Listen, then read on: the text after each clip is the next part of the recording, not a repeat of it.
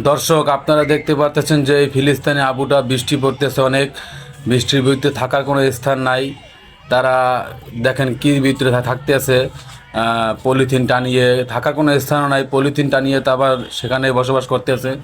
তো তার দুটি বাচ্চা আছে, কি খাবে সেটা নিয়ে টেনশন। তাই রুটি বানিয়ে খাওয়াচ্ছে। রুটি ভাজার মতো কোনো পাত্র নাই।